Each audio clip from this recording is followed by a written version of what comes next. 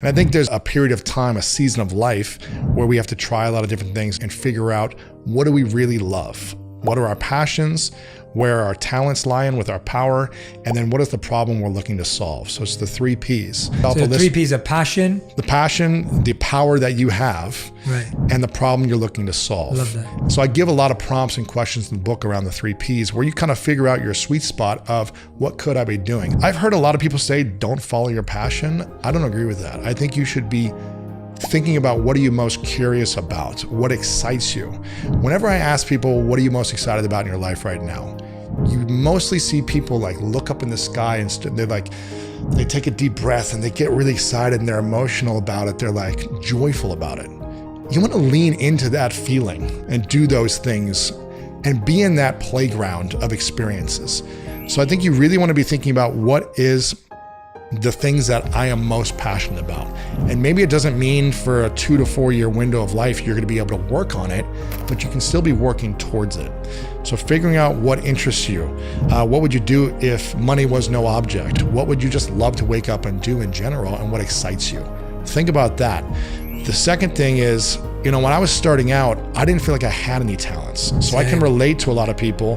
When you left the monkhood, you were like, well, what is this transferable skill in the workforce? That's literally how I felt. And you said you got rejected by like 100 companies or something. Yeah, and 40, you like, 40 companies. Yeah, 40 companies, yeah. And it's like, I didn't think I had transferable skills. You didn't think you had. A lot of people probably don't think that way.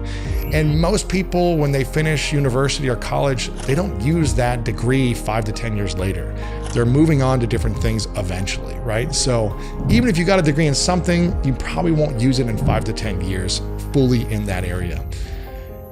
And so I think you got to figure out, what are the kind of like invisible assets, right? The invisible assets that you have acquired throughout your entire life that maybe you're not even aware of. Mm-hmm. For me, an invisible asset was curiosity. It's not like I have this tangible currency that I can like use to build an opportunity in my life, but it was an invisible currency, an invisible asset.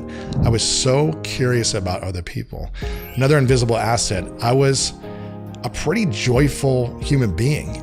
And anytime I entered a room and everyone was always older than me and more talented and more successful, I just said, I'm going to bring so much joy and curiosity.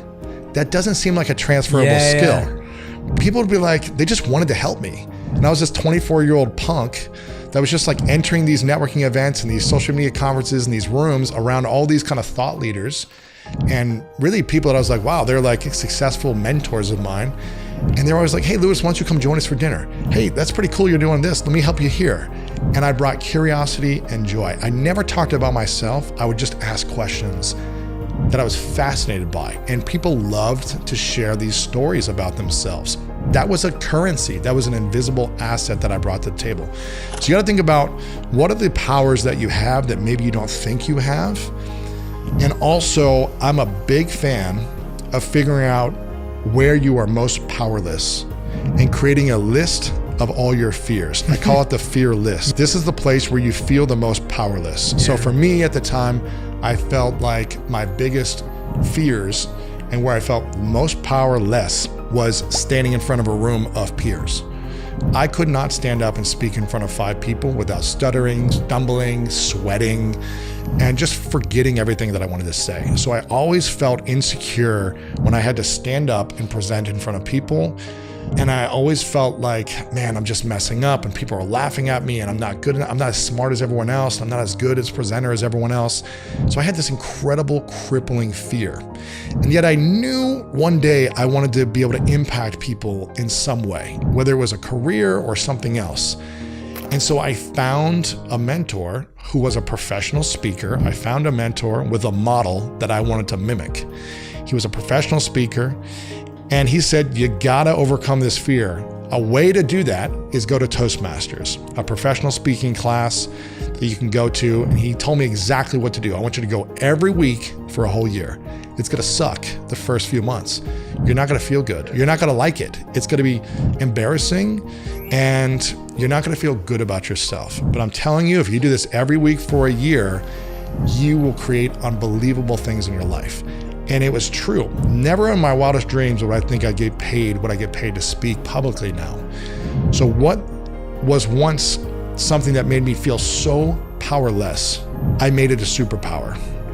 The only way I could do that was finding someone or some model or mentor to give me some guidance or that I could mimic, and then taking action on the fear over and over again until I embraced it and became the Batman of public speaking. You know what I mean? It's like you've got to, whatever the fear is for you, you've got to become Batman in that experience. Yeah. You've got to live in the dark.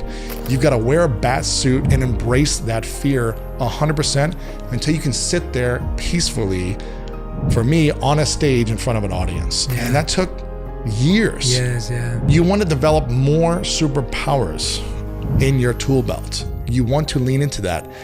And I had a ton of fears and a lot of insecurities. So it took me many years to start practicing on this and overcoming it.